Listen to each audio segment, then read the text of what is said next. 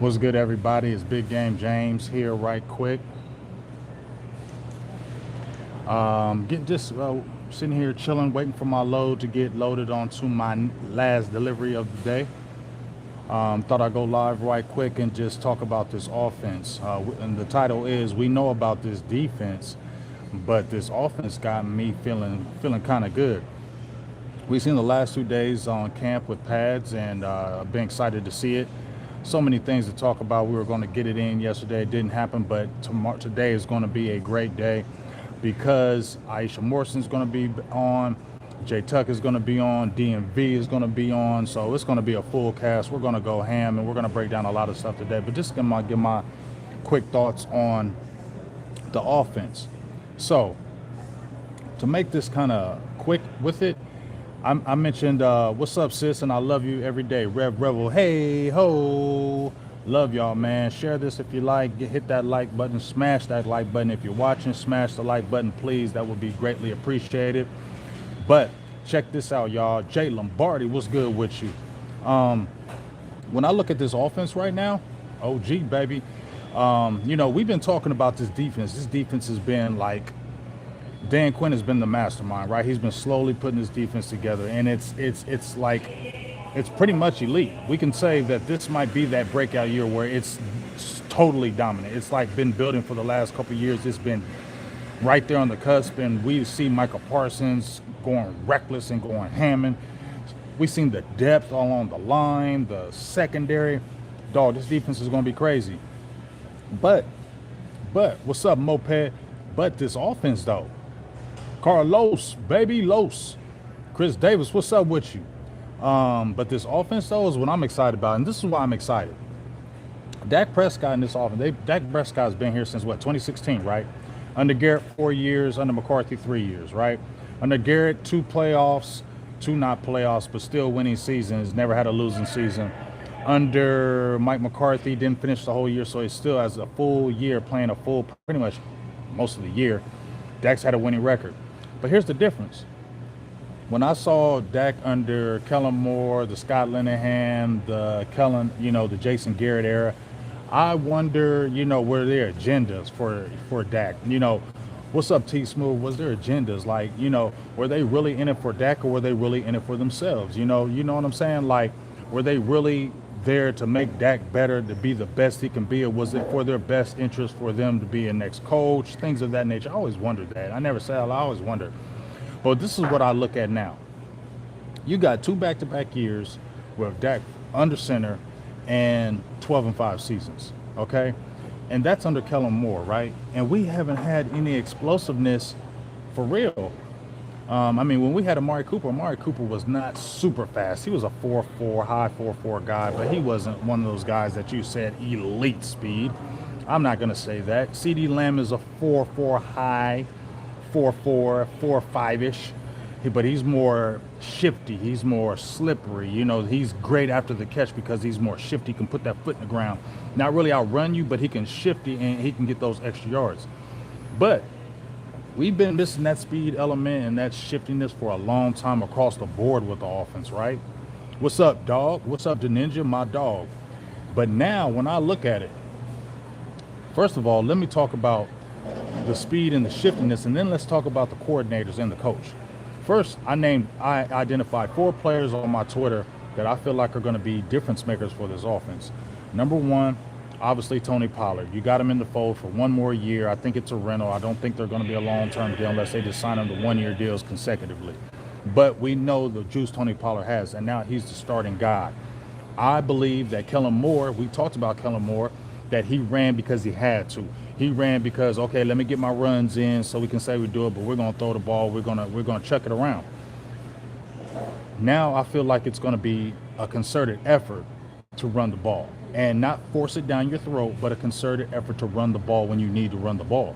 So when you got Shoddy and Mike McCarthy, I think they're going to highlight Tony Pollard the way Kellen Moore did not highlight Tony Pollard. And that's why I think you're even going to see even a better version of Pollard, because you're going to see passes out the backfield. You're going to see him in space. I think you're going to see him in multiple facets because they're going to do those things. Even with the backups, Malik Davis, Ronald Moore, hey, they said he wasn't doing the steroids, so we'll see what still happens with that. Rico Dowdell. And we're going to talk about Deuce Vaughn here in a second. But right there, I think that element that they're going to really capitalize on his speed, his ability to really open that field up, and I think they're going to put him in the best position possible. Now, when we talk about the other players, Deuce Vaughn, Cavante Turpin, and Brandon Cooks. These are 4 guys I've identified on the offense. Michael Gallup may be a 5th, but those are 4 guys, and even Jalen Tolbert with 4.4 speed, but those 4 guys I've identified. Tony Pollard, Deuce Vaughn, Cavante Turpin, and Brandon Cooks are the guys that I feel like are going to give this offense more juice. First, I've already mentioned Pollard. Now let's go to Deuce Vaughn. I wanted a running back, didn't want to take it that late, and he is small in stature. But man, when I've been watching him at camp, putting his foot in the ground and the shiftiness, I mean, God, his moves are just, and he's so little. It's hard to tackle a small guy. Yes, he may be small, and yes, that might be a disadvantage because he is smaller, but it's an advantage because it's hard to tackle those guys. It's hard to see those guys, and he's so small, he can get through those lines without you even touching him. Emmitt Smith was only about 5'8", 5'9", and you saw his small stature. Barry Sanders, that small stature can get you through that hole, can get you between them linemen. And man, he's got that shiftiness like the Darren Sproles. Gosh, and his speed and shiftiness with it, you're going to see him in packages, not just in return game packages. You're going to see him in packages. They're already putting him in packages right now. Shoddy, McCarthy are putting him in a plan. Whereas I don't know if Kellen Moore would have utilized him. He would have been a gadget. Oh, one play here, one play there. But these guys are going to put a concerted effort to put him in the game. And we haven't had that. You remember Lance Dunbar, y'all? Y'all remember, what's up, Warren Duncan? Y'all remember Lance Dunbar? I wish we had a plan for him when he was here. And I was wanting him so bad. Not that he was going to be a takeover guy, not he was going to be the main guy, but he was the element that the Cowboys needed to help with that shiftiness to break down defenses. But he stayed hurt. It hurt us. Lucky Whitehead. What was the dude with the dreads? Dwayne, whatever. I can't remember his name. He went to the Giants. We've had a little bit of juice, but we haven't had consistent juice. And this dude, Deuce Vaughn, he is going to give us juice. He's going to put defense on their heels. We haven't had that. So if you have a Tony Pollard and you have a Deuce Vaughn and you got a Malik Davis, now you got shiftiness. Now you have speed. Now you have an element to put that defense guessing. That's what we haven't had. The defense hasn't guessed. Defenses knew what we were doing, played defenses accordingly because they knew what we were going to do. Now I feel we have a different element because you have actual speed and shiftiness that's going to attack defenses and put them on their heels. Dwayne Harris, yes, thank you, loyal Cowboy. So, yes, Lance Dunbar was Pollard before Pollard, but he always stayed hurt. So now we got those guys. Now, you talked about Deuce Vaughn, and he can run the ball. I think he's going to get carries. Kevin Ogletree, right. So we've had guys, but we haven't had them all at one time. Now we do. And then when you talk about Brandon Cooks, well, let me wait on Cooks. Let's go with Cavante Turpin. He's going to be, Cavante Turpin's going to be some juice in this offense. And think about it. Last year, he came at the end of training camp. He was doing the USFL, and they just brought him in. So he was kind of wore down. He played the whole season, and he came right into the NFL. And then Kellen Moore didn't really incorporate him in the offense like he really should have. What are we seeing now in training camp? Cavante Turpin's in the offense. He's catching passes. He's making plays. All we hear about is Turpin each day, what he has done, how electric he is, how shifty he is, the speed.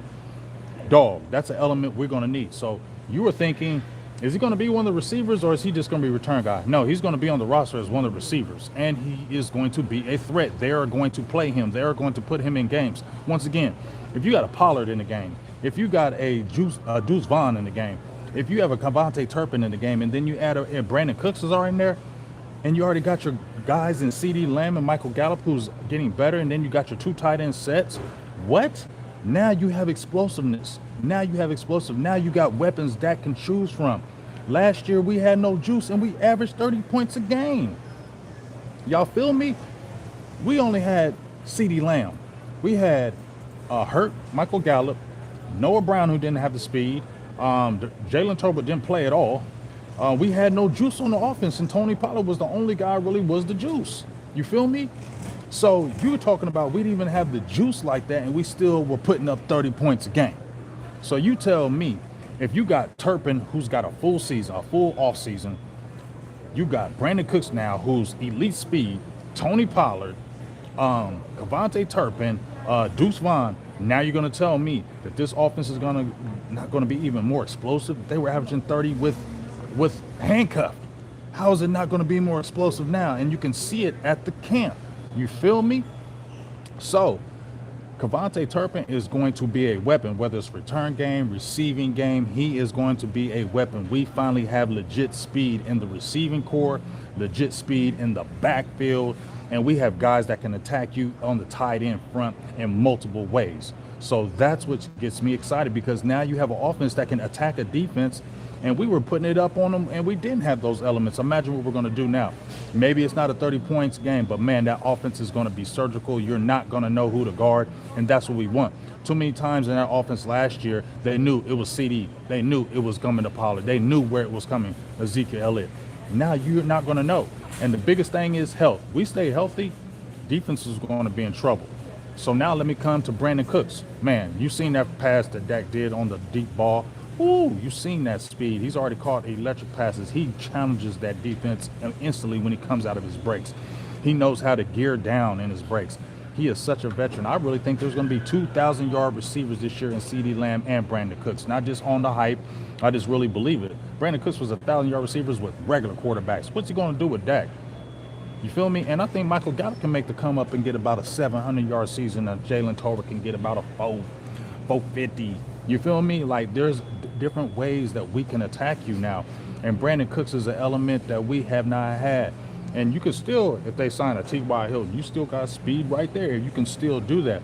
But this is the first time, y'all, in a while that we have guys that can attack the deep end, attack the edges, attack the perimeter.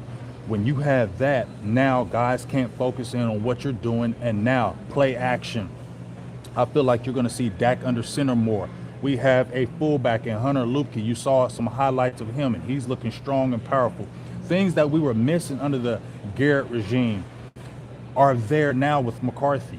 Things that can help make your team better and more explosive and make it stronger. The protection for Dak. And I'll be honest with you, I love what I listen to Brian Schottenheimer. You get what I'm saying? I love when I hear Brian Schottenheimer because, hey, I ain't gonna lie, I love listening to him because I feel like there's passion. You know, when I watch Kellen Moore, I'm not hating on Kellen Moore. You know, hey, he's over there as a coordinator. Chargers, do your thing over there. But when Dak came in, you were a quarterback like him. You and Dak were quarterbacks, okay?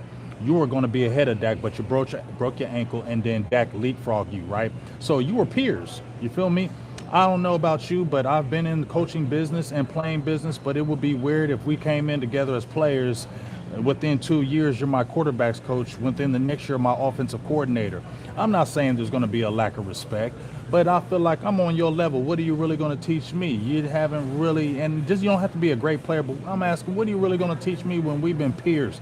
You know, is there really going to be the authoritative figure that I really need because we came in this together? Now you have the element of my coach is hands-on with me, right? He's helping calling plays, and he's coming to the line. What do you like? What do you like, Dak? What do you feel good with? I wonder if Kellen Moore was doing that, right? And then we're going to play smart football, I believe, under McCarthy. You get what I'm saying? When we have a lead against Green Bay and it's 28-14, we're not going to do goofy plays. When we're up against Jacksonville by 2 touchdowns, we're not going to do the goofy plays. We're going to play smart football. And I feel like that's where Schottenheimer and McCarthy come in. They're going to play really smart football. They're going to play calculated football. They're going to watch the down and distance. They're going to see the flow of the game, the ebbs and flow of the game, and play it accordingly. And as I said before, when I listened to Schottenheimer, he said, what's the marking of a good coach? To ask him, he says, you know what? The markings of a good coach to me is when I see my players be successful more than my success. Okay? And I wondered if that was with Kellen Moore. Not dissing him, but I wonder if he worried about his players' success more than his own. Was he worried about Moore trying to get his name out there and get him a job? Because when you're doing that, you don't have your players' best interest. You're looking out for yourself, and you're trying to design offenses so teams can see you, not really the player. And I don't think that's Schottenheimer's angle. You know what I'm saying? Oh my God, sis been here almost 3 years, and I love you for it. You know what I'm saying? But I really feel like Schottenheimer has the players' investment. Mike McCarthy has the players. And I feel like they're coming to Dak and saying, hey, what's best for you? What is good for you? Oh man, you know what? It's crazy. Go to my Twitter And you see how since 2017, I've never seen a stalking version of this in my life from the Eagles ever in my life. But hey, go ahead and stalk. Y'all went to the Super Bowl and lost, but you're stalking Dallas? That's kind of weird. But hey, whatever it is, go ahead and do it. But when we're talking about these coaches, man, I have a different feel, y'all. I have a different feel. Now, I'm going to also tell you this, man. That's why I have a different feel for this, is because your coaches are invested in your players.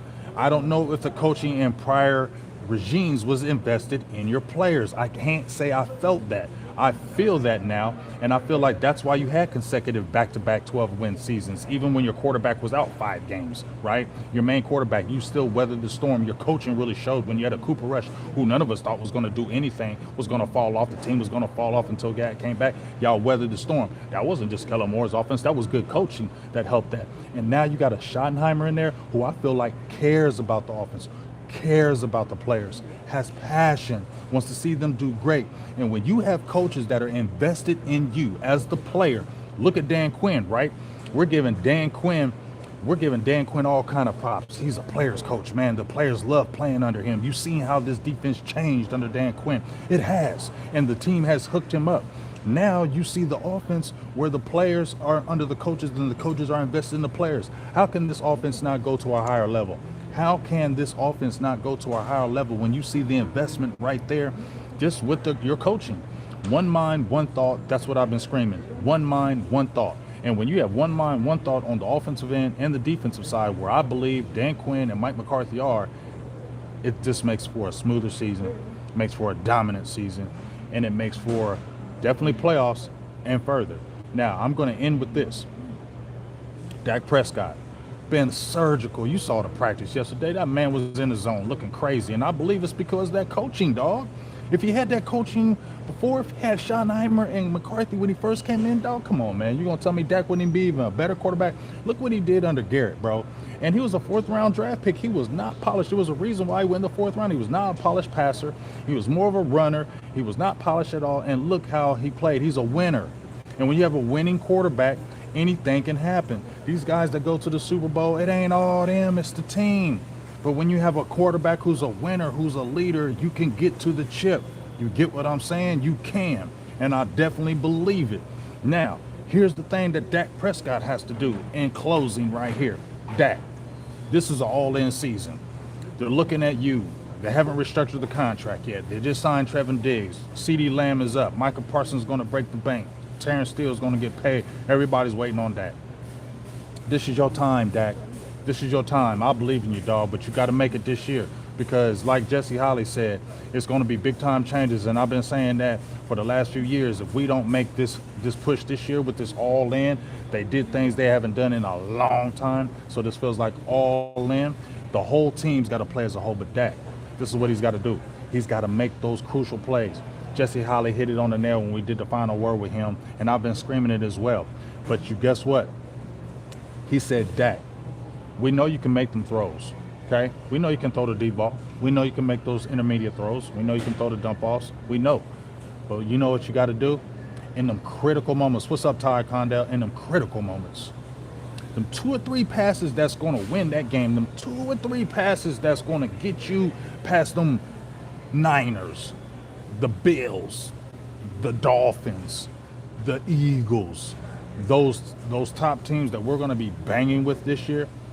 It's going to be those 2 or 3 passes in the game that Dak Prescott you're going to have to make. Has he made them all the time? I can't say he has. Has he made them sometimes? Yes, he has. But this is where he's got to be consistent on that level of making those big throws, and it's not going to be all game. It's going to be critical moments of the game when we need it the most, and that's when our quarterback will have to do it. I believe it. I believe he will get it done, but he's going to have to get it done because this season is a critical season because it could all be looking different next year. Just like Holly has said, I've been saying it. Holly said it yesterday. I bounced off of him. This is the year that you got to do it, the whole squad, because if we don't do it this year, at least get to a championship game. We've been taking steps. We got to the playoffs. We were in the divisional round, lost it. We shouldn't have. Last year, we beat Tampa. Although they weren't the greatest team, it was still a monkey you got off your back because Tom Brady, we haven't beat him. Gone. right? We should have won that Niners game. We lost a big element in Tony Pollard. You were handcuffed with one receiver. Dak didn't play the greatest. Well, this is the year you stay relatively healthy. You have to do it. You have to take it to either a higher level. You won a playoff game last year under this regime. Now you have to win more.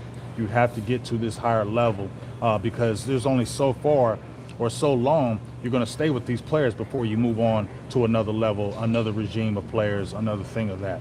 So I'm not for no rebuild either. So this is the time, man. The time is now. I've been screaming the time is now for 5 years, y'all. If y'all been following my page, I've been screaming the time is now forever. But the time is now. But I will definitely say this is the best I felt about the offense. Since I think I've been doing this. I've been doing this since 2017. And this is the best I felt about this offense. Because 2020, we felt good about 2021 when you got Amari Cooper and everything. But this is the best I felt on both sides of the ball. Special teams, offense, defense. I feel like you have everything you need. Now you need to go ahead and do it. It's time to take that next level, and this is the time. So I feel good about what we're doing. I feel good about this offense, and I feel good about the coordinator. So that's my quick thoughts, man. Super excited. Jalen Brooks turned up yesterday. He reminds me of Jalen Guyton. Even though Guyton was undrafted, he went to the Chargers. He was a sneaky guy. You got guys everywhere, sneaky young players. Depth is crazy on that defense. We're feeling good about it, but now you got to put it on the field, and you got to make it happen. There is no excuses. The team's got to make it happen because you have the team to do it. This is a playoff caliber team, a championship caliber team, and a Super Bowl caliber team. But talking is cheap. You got to put it on the field. And I think you have the team. I'm not thinking. You have the team to do it. Now you got to do it. So for myself, Big Game James, I love y'all. Smash that like button. Thank you so much for jumping in. Make sure you type again the final word. We're going ham tonight. Remember, it's Jay Tuck back in the building. DMV, Aisha Morsa from the Dallas Cowboys will be back on. Kyle Humans will be back on, I think, this week. We're going to try to get him back on this week. So get ready for another explosive show tonight. Sorry about the technical difficulties. All that was funny last night. That was a funny time. But we'll have everything right tonight. We're going to go hard in the paint, and let's talk some good Cowboys football, and let's get this season. And the best thing that we can do every single day, if you're talking about this Cowboys team, is pray for health. As long as we stay healthy, Dallas is going to be putting something on these teams. So for myself, Big Game James, and my page, and for all my people out there, I love y'all. Go Cowboys, baby. Peace.